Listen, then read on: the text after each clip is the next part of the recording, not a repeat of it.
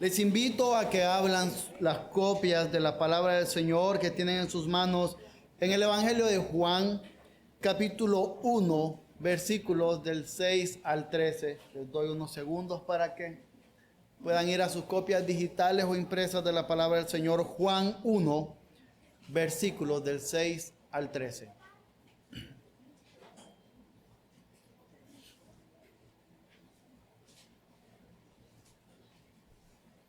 Leemos la palabra del Señor. Vino al mundo un hombre enviado por Dios, cuyo nombre era Juan. Este vino como testigo para testificar de la luz, a fin de que todos creyeran por medio de él. No era él la luz, sino que vino para dar testimonio de la luz. Existía la luz verdadera que, al venir al mundo, alumbra a todo hombre. En el mundo estaba, y el mundo fue hecho por medio de él, y el mundo no le conoció. A lo suyo vino, y los suyos no le recibieron. Pero a todos los que le recibieron, les dio el derecho de llegar a ser hijos de Dios, es decir, a los que creen en su nombre, que no nacieron de sangre, ni de la voluntad de la carne, ni de la voluntad del hombre, sino de Dios. Oremos. Señor y Dios maravilloso, en este momento vamos a escuchar tu palabra. Yo te pido que no permitas que mi lengua y mi mente pecadora pongan palabras, sino que sea tu Espíritu Santo el que pueda guiar toda esta predicación y que permita también que todos estemos atentos, de modo que tu palabra transforme nuestra forma de pensar y por ende transforme cada parte, cada interacción de nuestras vidas. En el nombre de Jesús. Amén. Hermanos, hoy vamos a ver como punto doctrinal sobre el cual vamos a estar desarrollando que Dios manda que a través de la predicación de su palabra, los suyos, esos que nacen de su voluntad y deseo, vengan a la luz. Y vengan a la luz para exponer sus malas obras y renunciar a ellas. De modo que puedan comenzar una nueva vida en Cristo Jesús. Y para esto iniciamos con los versículos del 6 al 8. Y tenemos: vino al mundo un hombre enviado por Dios cuyo nombre era Juan. Este vino como testigo para testificar de la luz, a fin de que todos creyeran por medio de él. No era él la luz, sino que vino para dar testimonio de la luz. Y más adelante en este mismo capítulo, como en otra ocasión ya lo hemos conversado acá, lo que está haciendo Juan es ser el enviado, Juan el Bautista, ser el enviado por Dios para anunciar la luz, para anunciar esa luz verdadera que es Cristo. No está para anunciarse a sí mismo, no está para él promoverse y mostrar qué tanto él sabe, qué tanto él conoce, o cómo él tiene otro estatus por ser el primo en la carne del Señor Jesucristo. La misión de Juan, así como la misión de cada hombre que predica el evangelio desde un púlpito y de cada creyente que anuncia el evangelio en una conversación con alguien, no es mostrar cuán sabios somos o cuánto conocemos, es apuntar hacia Cristo. Porque en el momento en el cual no se está apuntando a Cristo, se está queriendo dar esperanza a una persona en el que da el mensaje o en el conocimiento del que da el mensaje, que son medios para apuntar y mostrar a Cristo Jesús. Entonces Juan está aquí, enviado por Dios para dar testimonio de la luz, para que todos creyeran. Ahora, ese todos, siempre se ha dicho desde acá que hay que tener cuidado con la palabra todos. Por aquí no está hablando de todos sin exclusión, está hablando de todos sin distinción. Sin distinción de raza, sin distinción de género o de ubicación geográfica. La palabra del Señor es anunciada y debe ser anunciada en todo lugar. Y a esto es lo que está apuntando cuando Juan anuncia y muestra la luz, que es para todos, porque la esperanza del Evangelio no es para un grupo étnico. La esperanza del Evangelio es para toda la humanidad. El mensaje del Evangelio, del llamado al arrepentimiento, es para toda la humanidad, no solo para unas personas que viven en un punto geográfico del globo terráqueo. Y no solo es para algunos de un momento específico de toda la historia. Es para todos. Y entonces está Juan anunciando. Pero ahora bien, lo importante es el mensaje. Claro que sí es lo importante. Pero muchas veces se toma eso de excusa para permitir que en el mensajero hayan falencias de carácter, que no haya una afectación para bien del Evangelio en el mensajero. Y aunque es cierto que lo importante es el mensaje que se está llevando, que es el Evangelio, el mensajero también tiene que mostrar que ese mensaje sirve para algo, que ese mensaje transforma sus vidas. El mensaje del Evangelio debe demostrar, o nuestras vidas deben demostrar que el mensaje del Evangelio efectivamente transforma. ¿Acaso nosotros vamos a ir a que nos dé consejo sobre cómo comer bien una persona que lucha con la comida, que tiene malos hábitos? Y me estoy describiendo a mí. Yo sería el peor, mi esposa lo sabe. No puedo decirles que comer bien. Ella lucha, pero siempre pierde. O vamos a ir a pedirle consejo de cómo ser un buen padre a un hombre que tiene hijos regados por todos lados. O que solo tiene hijos en el matrimonio, pero no se responsabiliza por ellos. Y en que, aunque el mensaje es lo importante, el mensajero también tiene que ser afectado por el mensaje. De modo que nosotros, no solo los que se paran en un púlpito, sino que nosotros como creyentes, cuando estamos ante nuestras familias, si nuestras oraciones son que se conviertan nuestros familiares, si nuestras oraciones son que puedan conocer a Cristo aquellos que amamos, ¿cómo van estas personas a querer seguir un mensaje que no está transformándonos a nosotros?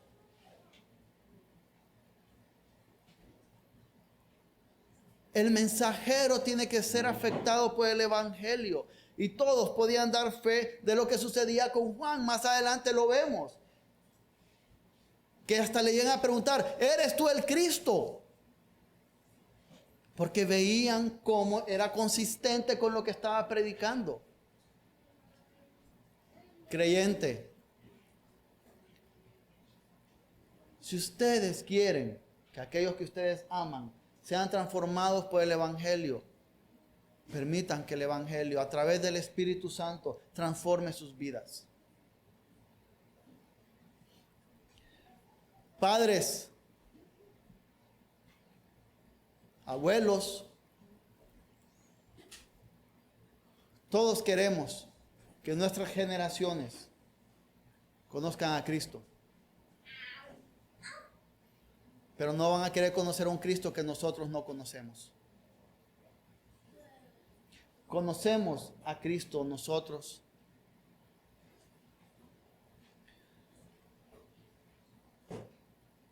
Y no estamos hablando de conocimiento, no, si mi hijo sabe que yo leo la Biblia una vez por completo cada año. No, mis hijos saben que yo puedo recitarles oraciones en hebreo o hasta he aprendido a leer griego. ¿Saben qué? Puedo leer en latín lo que escribieron los padres de la iglesia. Hay ateos que pueden leer hebreo y griego. Mucho mejor que varios teólogos. Nuestra vida transformada por el Evangelio es lo que se está viendo día a día.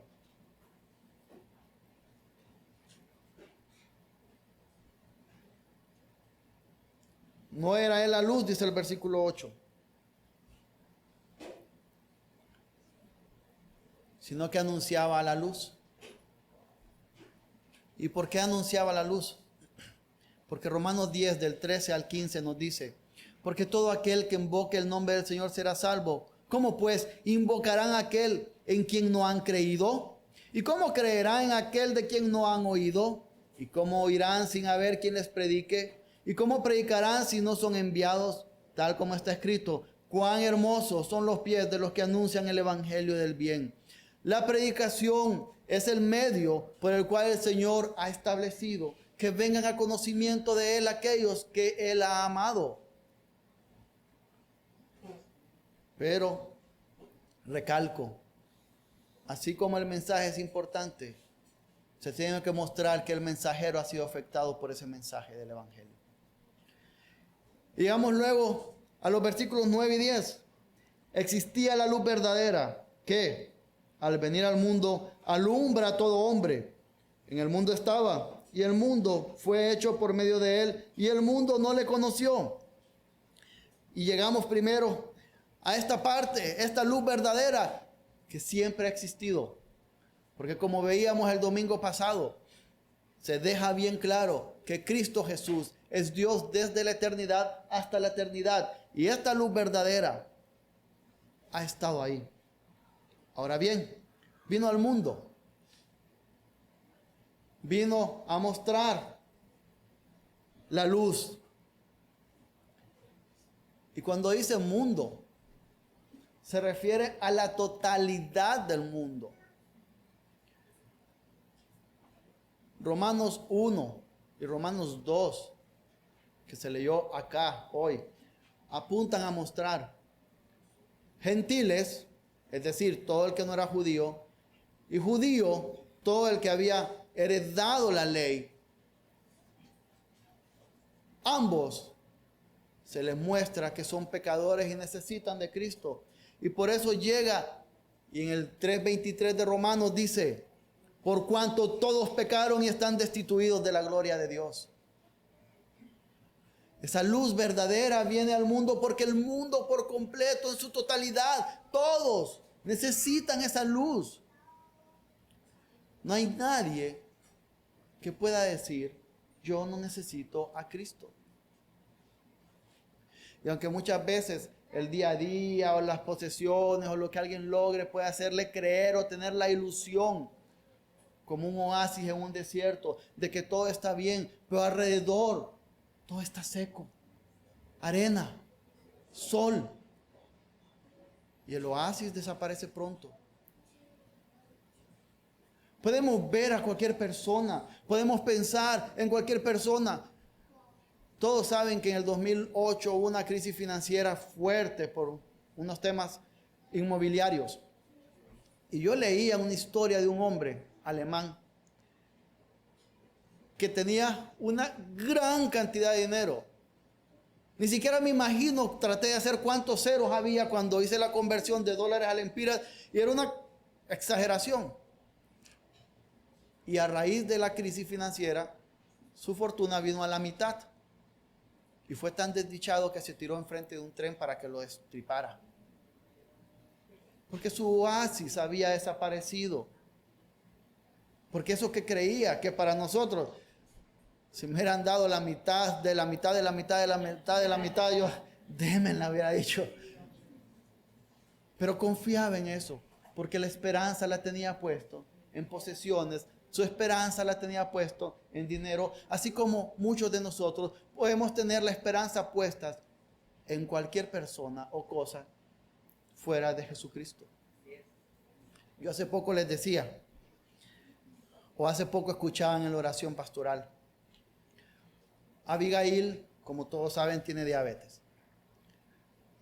Y el Señor en su bondad nos ha permitido que haya un aparato que alguien nos ha ayudado a tenerlo, porque es carísimo, que manda una señal a un celular y después eso comparte a nosotros y nos puede estar diciendo cómo está su nivel de azúcar.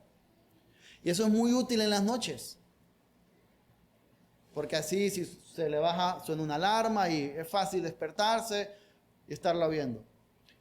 En las últimas semanas ha estado fallando.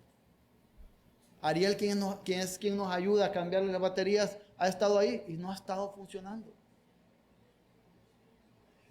Y eso nos lleva a estar cada 2 horas en las noches levantándonos por temor a que ya no suena nada.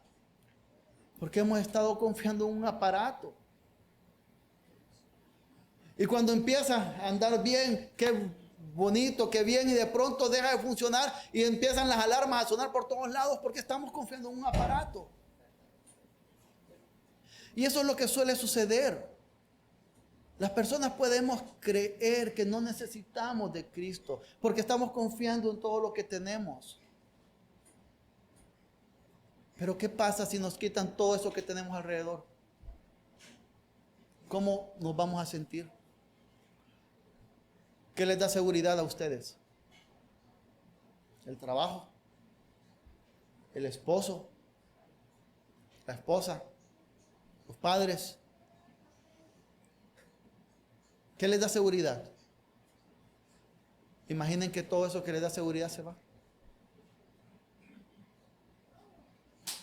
¿Estaríamos firmes en Cristo?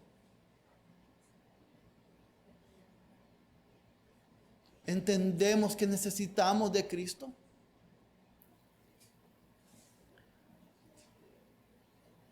Esa luz verdadera vino al mundo a alumbrar a todo hombre.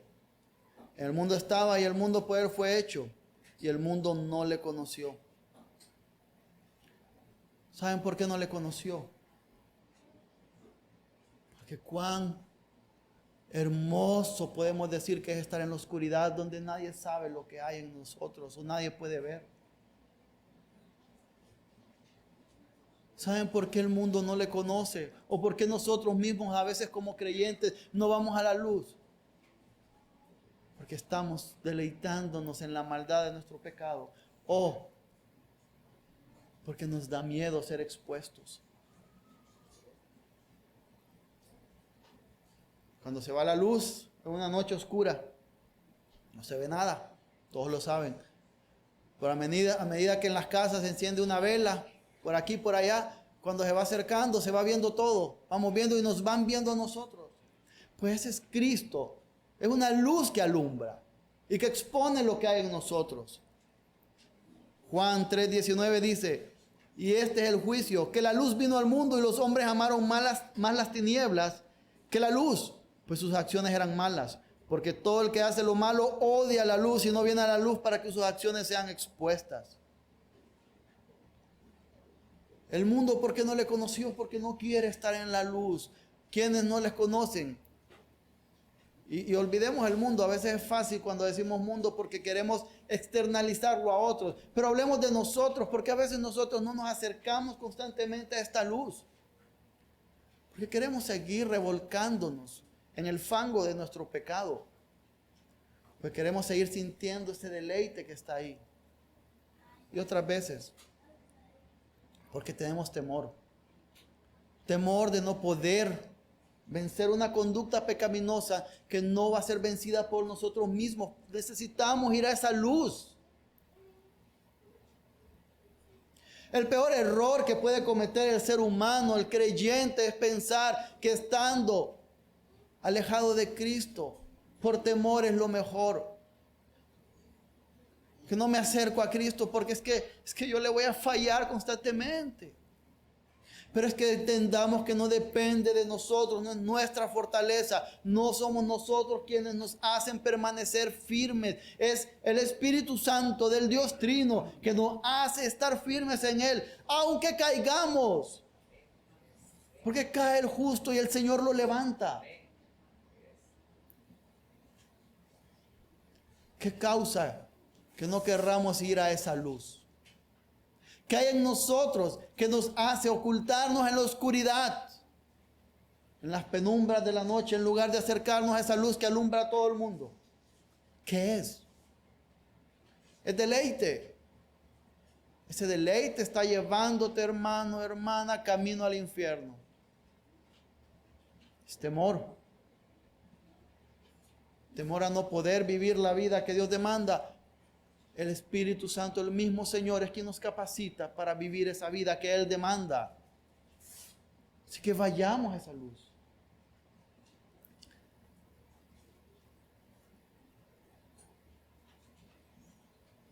Juan 3:21 dice, pero el que practica la verdad viene a la luz, para que sus acciones sean manifestadas que han sido hechas en Dios. Vayamos a la luz. No tengamos temor de ir ahí. Luego llegamos al versículo 11. A lo suyo vino, los suyos no le recibieron. Y para pensar en qué es lo suyo, qué es eso suyo lo que vino, recordemos algo que a veces no lo tenemos tan presente. Y es que desde Génesis a Apocalipsis, el centro de todo es Jesucristo.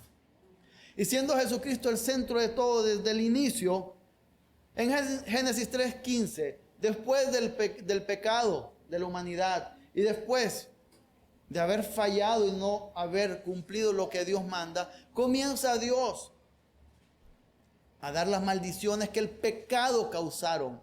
No que Dios causó, que el pecado de la humanidad causó. Pero da esperanza a una humanidad que no merece esperanza.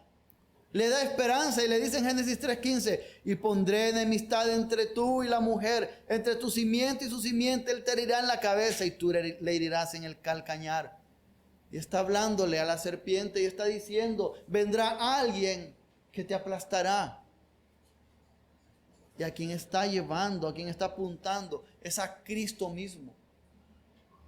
Él vino a lo suyo, a cumplir ese pacto de gracia,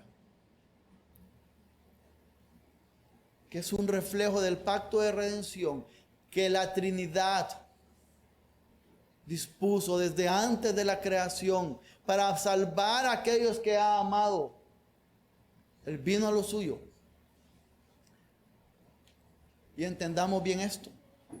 Lo suyo implica que la ira de Dios, porque el pecado, al haber ofendido a la persona de más alta dignidad en el universo, llevaba el más grande castigo del universo, la ira de un Dios santo. Y por lo tanto, cada uno de ustedes, cada uno de nosotros que estamos acá, si hay algo que merecemos, es la ira del Dios santo. Y terrible cosa es caer en las manos de un Dios santo.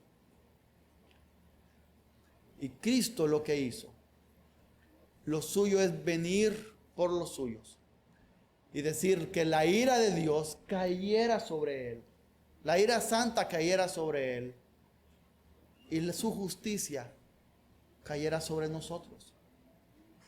De modo que nosotros podemos estar en paz con un Dios santo por la obra de Cristo, porque Él vino a los suyos. Pero dice que los suyos le rechazaron, que los suyos no le recibieron.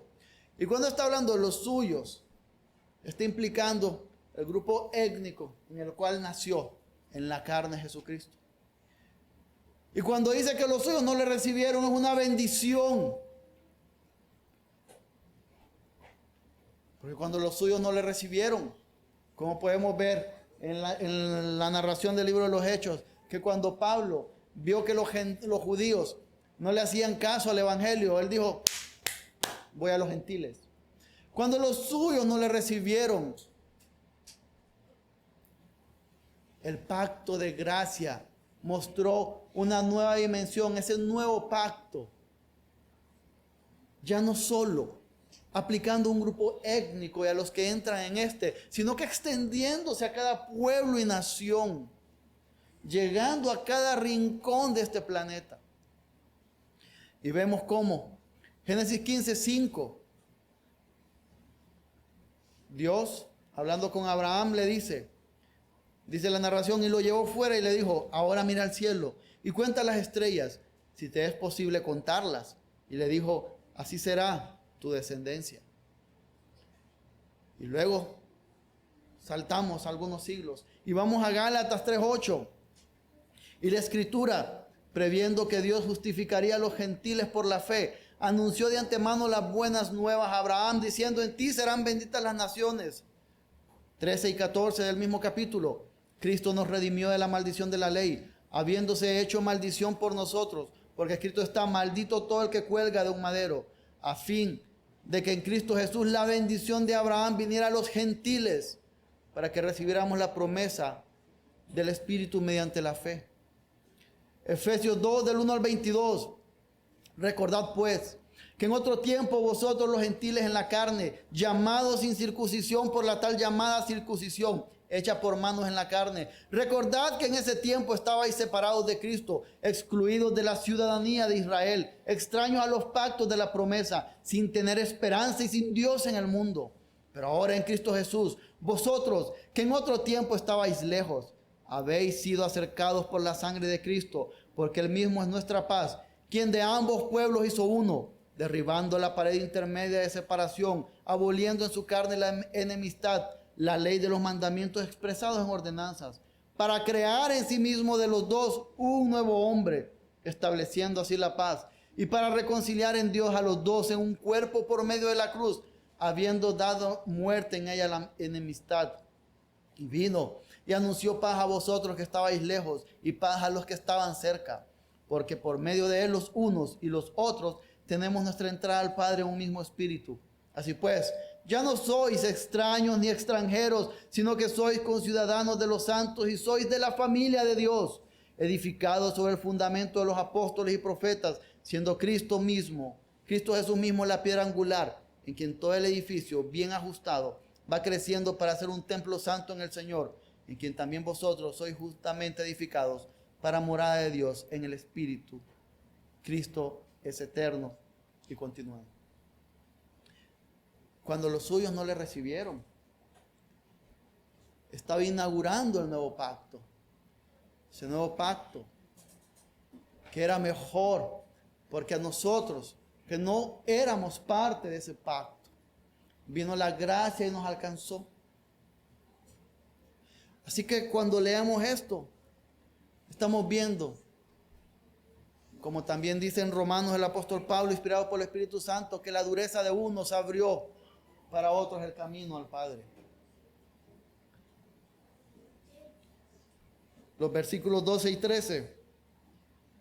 Pero a todos los que le recibieron, les dio el derecho de llegar a ser hijos de Dios, es decir, a los que creen en su nombre, que no nacieron de sangre, ni de la voluntad de la carne, ni de la voluntad del hombre, sino de Dios. Y aquí tenemos que meditar en algo, haciendo un llamado primeramente a los que amamos o tenemos niños en nuestras vidas, ya sean porque somos padres, abuelos o tíos, hermanos. Aquellos que creen en el Señor Jesucristo no lo hacen porque nacen en una línea sanguínea, en una familia determinada, ni porque la voluntad de la carne así lo quiere, ni el hombre. Que nuestros hijos hayan nacido en nuestros hogares. En nuestros hogares cristianos sin duda es una bendición para ellos.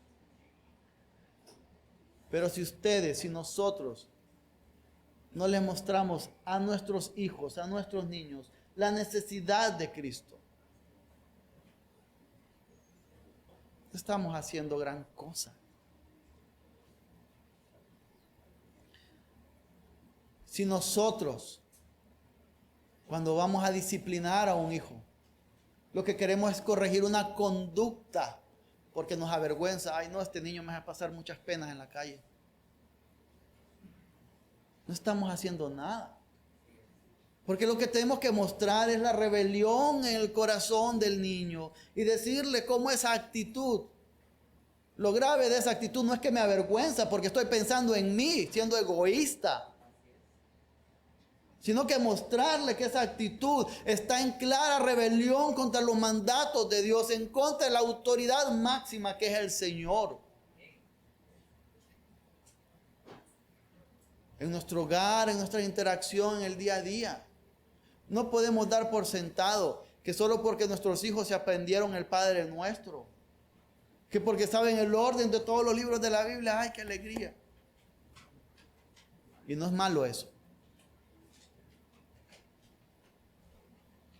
Pero si no estamos mostrándoles cómo sus corazones son pecaminosos desde el nacimiento y necesitan a Cristo, estamos fallando en nuestra labor porque no nacen, no creen en Cristo por ser parte de una familia, por ser parte o por ser voluntad del hombre o de la mujer, porque tengamos hijos, tenemos hijos, no solo por tener los hijos, es que ya son creyentes.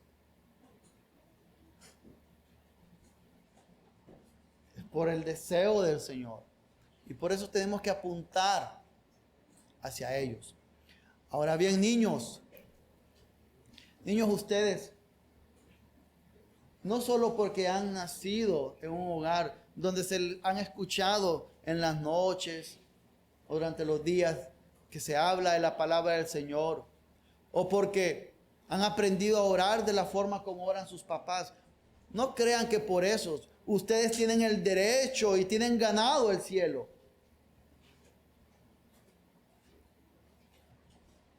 Ustedes necesitan entender que el corazón de cada uno de ustedes, niños, puede ser capaz de hacer las cosas más terribles.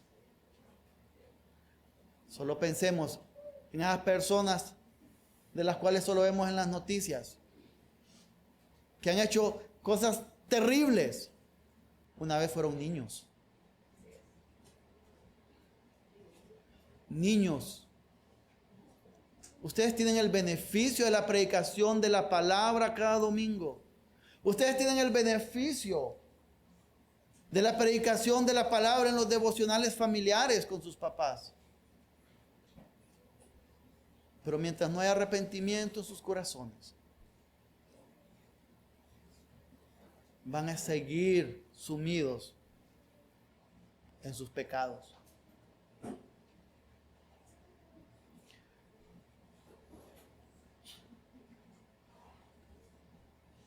Pero a todos los que recibieron les dio el derecho a llegar a ser hijos de Dios, es decir, a los que creen en su nombre.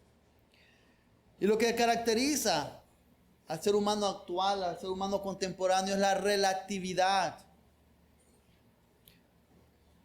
Esa es tu realidad, esa es tu verdad.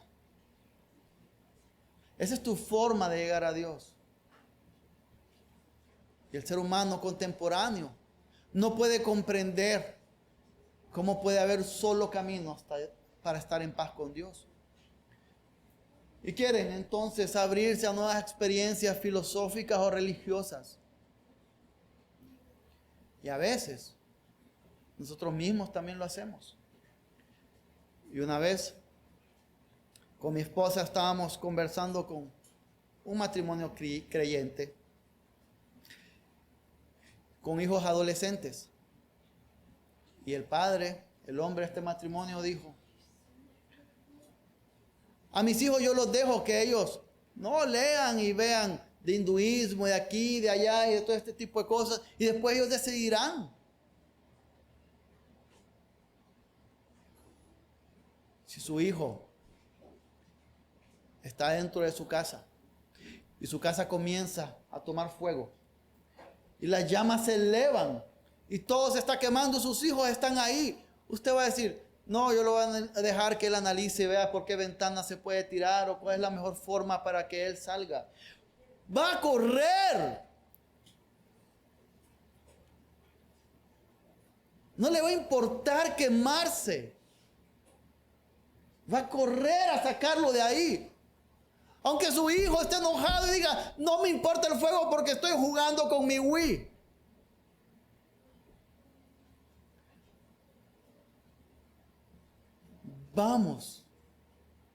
tenemos que mostrar ese amor, aunque los demás se molesten, aunque los que amamos se molesten, de apuntarles a Cristo. Y demostrarles que no es como cada uno crea, sino que hay un solo camino al Padre, que es Cristo Jesús.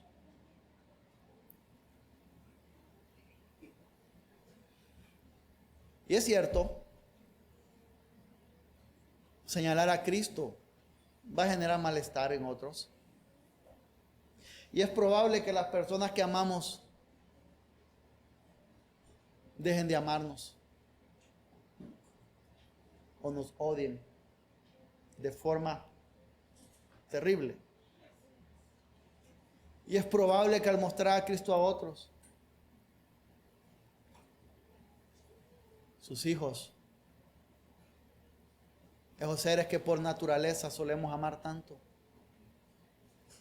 nunca se quieran acercarse a ustedes, padres. Es probable. Es probable, hijos, hermanos, que por señalar a Cristo a otros, nuestros hermanos, nuestros padres, no van a querer estar con nosotros. Ahí viene el amargado de la familia. Ahí viene con el que nadie quiere estar. Y lo vas a invitar.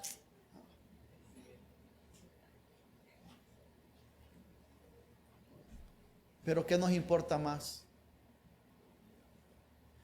Una relación que deja pasar el pecado. Una relación que a pesar del dolor que traiga señala el pecado, porque nos interesa la eternidad de alguien. Cristo es la única forma. Cristo es el único camino para llegar a estar en paz con un Dios trino. Porque todas las demás religiones que ustedes puedan pensar en el mundo, es fácil identificarlas o juntarlas. Alguien dice, pero hay tantas religiones en el mundo, o sea, todos son matices distintos de lo mismo. Unas apuntando a que todo lo que hay es Dios y que nosotros mismos somos Dios. Entonces eso indicaría que qué débil es un Dios. Si yo soy un Dios, qué débil es ese Dios, ¿verdad? O si no, otros que se agrupan apuntan a un Dios que creó algo y se apartó y todo sigue ahí su curso. Un Dios que no le importa entonces los demás, que no le importa su creación. Y luego, la tradición judeocristiana que muestra que Dios creó todo y le importa todo lo que creó, pero que no es parte de esa creación. Él está por sobre la creación y ha amado tanto a la creación que decidió encarnarse y morir por los suyos. Y la única forma de estar en paz con ese Dios trascendental es Cristo.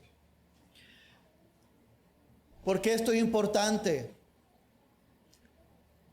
Porque si usted no es creyente, tiene que saber que hay un llamado a arrepentimiento. Porque si usted no es creyente, tiene que entender que sus buenas obras no lo están conduciendo a ningún lugar o a estar en paz con un Dios santo. Porque si usted no es creyente, tiene que entender que necesita de Dios.